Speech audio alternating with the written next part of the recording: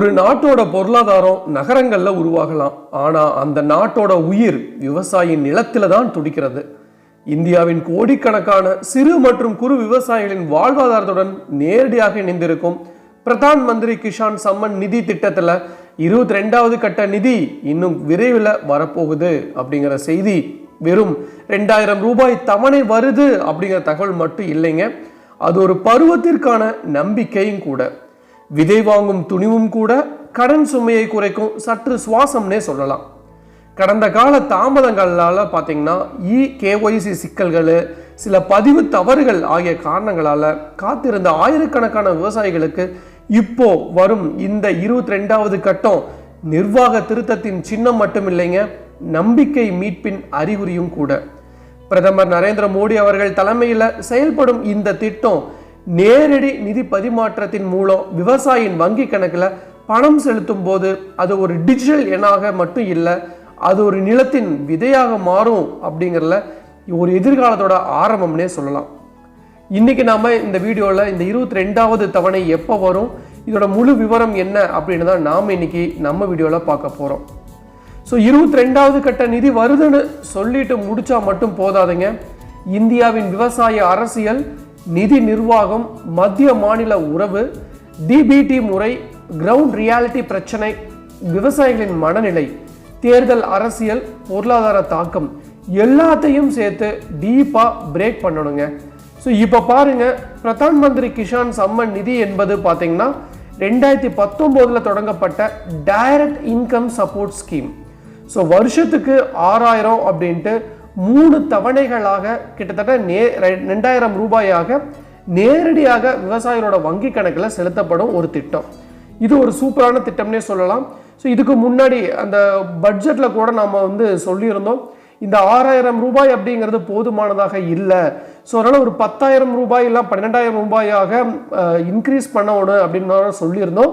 So அதுக்கான நடைமுறைப்படுத்தப்படும் அப்படின்னு கூட மத்திய அமைச்சர்கள் அவர்களிடமிருந்து நமக்கு ஒரு அதிகாரப்பூர்வ தகவலும் வெளியாக இருக்கு.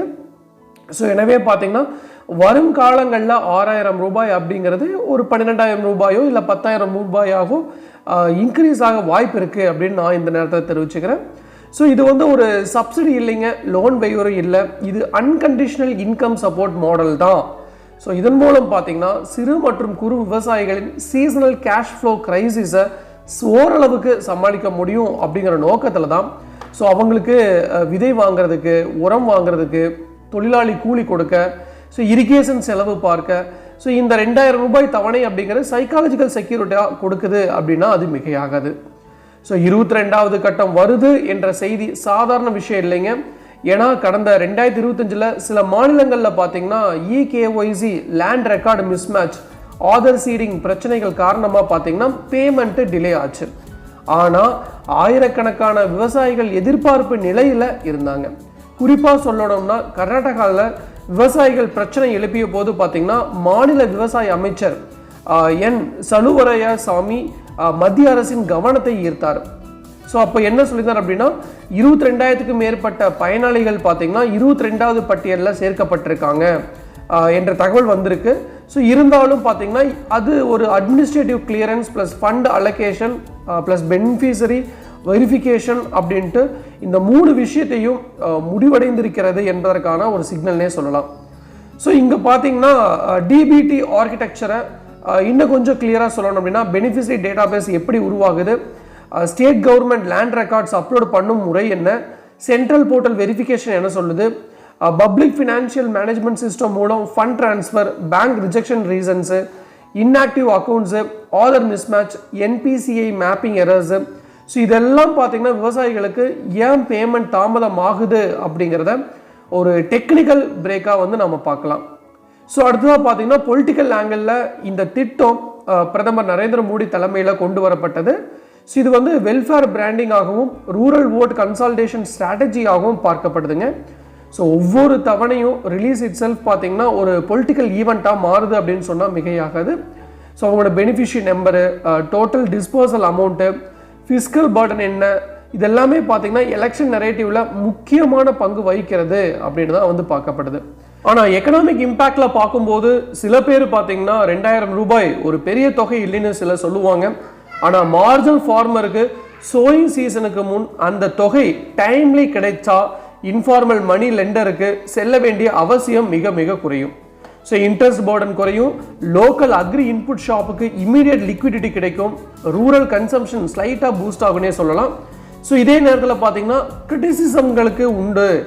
டெனன்ட் ஃபார்மல்கள் பார்த்தீங்கன்னா பல இடங்களில் பட்டா இல்லாததால் எக்ஸ்க்ளூட் ஆகுறாங்க. லேண்ட் ஹோல்டிங் சீலிங் கிரிட்டீரியா காரணமாக ஜென்யூன் கல்டிவேட்டர்ஸும் இதில் மிஸ் ஆகுறாங்க. ஸோ அப்டேட் செய்யாத ரெக்கார்ட்ஸ் காரணமாக கூட பெயர் நீக்கம் நடக்குது அப்படின்னு கூட சொல்கிறாங்க. ஸோ பயோமெட்ரிக் ஆத்தன்டிகேஷன் ரூரல் எல்டர்லிக்கு சிரமம் தருது. ஸோ இதை பார்த்தீங்கன்னா சோசியல் ஜஸ்டிஸ் பெர்ஸ்பெக்டிவ்லாம் அனலைஸ் பண்ணலாம். ஸோ அண்ட் ஆல்சோ பார்த்தீங்கன்னா 22வது கட்டம் வருது. ஒரு ஃபினான்சியல் டிரான்சாக்ஷன் மட்டும் இல்லைங்க, அது கடந்த டிலேகளுக்கு ஒரு கரெக்டிவ் ஸ்டெப்பாகவும் பார்க்கலாம். ஸோ பெனிஃபிஷரி ட்ரஸ்ட் ரீஸ்டோர் செய்யும் முயற்சியாகவும் பார்க்கலாம்னே சொல்லலாம். So central state coordination improve ஆகுது என்ற சிக்னல் இது ஒரு பெரிய பாசிட்டிவ்னே சொல்லலாம். ஸோ ஹைப்போதெட்டிக்கல் எக்ஸாம்பிளாக கூட சொல்லலாம். 2 ஏக்கர் நிலம் வச்சிருக்கும் ஒரு விவசாயி கடந்த சீசனில் பேமெண்ட் டிலே ஆகி கடன் வாங்கினாரு. இப்போ டைம்ல இன்ஸ்டால்மெண்ட் வந்தால் ஃபெர்டிலைசர் அட்வான்ஸாக வாங்கி ஈல்டு இம்ப்ரூவ் பண்ண முடியும். ஸோ அதனால் நெக்ஸ்ட் ஹார்வெஸ்ட் இன்கம் ஸ்டேபிள் ஆகும். ஸோ இப்படி கிரவுண்ட் ஸ்டோரியை சேர்த்து நம்ம கொஞ்சம் கனெக்ட் பண்ணும்போது ரொம்பவே இன்ட்ரெஸ்டிங்காக இருக்குங்க. ஸோ ஃபிஸ்கல் ஆங்கிளில் பார்த்தா கோடிக்கணக்கான விவசாயிகளுக்கு வருஷம் 1000 ரூபாய் கொடுப்பது சென்ட்ரல் எக்ஸ்குவிசர் பெரிய ரெக்கரிங் எக்ஸ்பெண்டிச்சராக ஆனாலும் இது கேபிட்டல் ரியாக்ஷன் இல்லை, இன்கம் சப்போர்ட் தான்.